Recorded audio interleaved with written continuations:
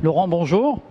Aujourd'hui, la Fédération française de triathlon présente son coaching triathlon santé. Tout à fait. C'est un programme qui est destiné prioritairement aux personnes sédentaires et aux malades. Alors, est-ce qu'il y a un âge? Ça débute, c'est pour les adultes uniquement ou ça débute aux enfants? Alors, pas d'âge cible, mais néanmoins, le programme est plutôt adapté à partir des jeunes adultes, on va dire. Les personnes, tu parlais de gens malades, de gens que l'on va remettre au sport, mais est-ce qu'il y a un minimum requis? Je veux dire par là, les tests que vous allez faire passer, ils ne sont pas trop difficiles? Aucun. Aucun. C'est vraiment adapté à toutes et à tous. C'est basé sur 7 exercices assez faciles à mettre en place et qui permettent d'avoir donc une sorte de photographie à l'instant T de la condition physique de la personne, et c'est vraiment accessible à tous sans aucun niveau et sans prérequis. Comment ils savent et comment on les invite à passer ces tests? Ça va être ça va être le grand sujet auquel on va s'atteler dans les semaines et les mois qui viennent, c'est-à-dire qu'on a développé un outil qui va être lancé sur cette fin d'année.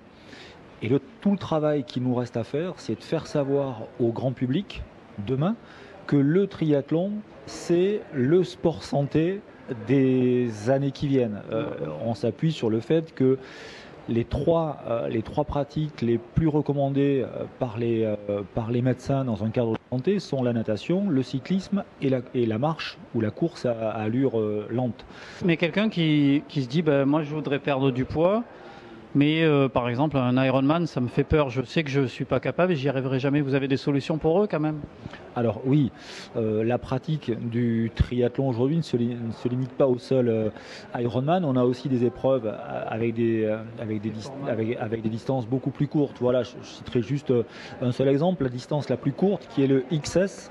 C'est une épreuve où on enchaîne 250 mètres à la nage, 10 km à vélo et 2,5 km à pied. Donc on est là sur un format accessible à tous. La personne vient vous voir, elle passe le test et ensuite vous lui proposez d'intégrer le club pour qu'elle ait un coaching, un suivi, un monitoring sur l'année, c'est ça?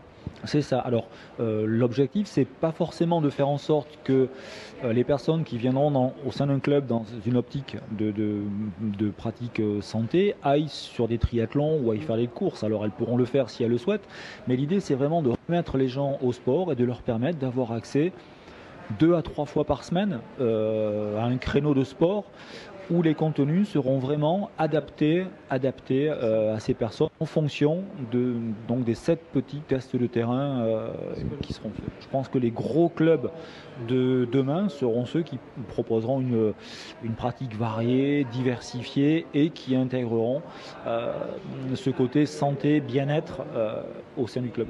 Concrètement, ça va être lancé quand? Début d'année 2017 ou... Aujourd'hui, on est en train de former les éducateurs qui pourront porter ce dispositif ensuite au sein des clubs. À la fin du mois d'octobre 2016, nous aurons formé près de 200 éducateurs.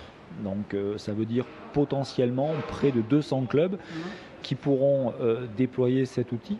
Et à la fédération, on va essayer de lancer vraiment ce dispositif en faisant une communication la plus large possible, probablement au printemps prochain, qui est une période qui correspond assez bien au moment où les gens se remettent au sport. Laurent, merci beaucoup et puis je souhaite bonne chance à ce projet qui va vraiment dans le bon sens.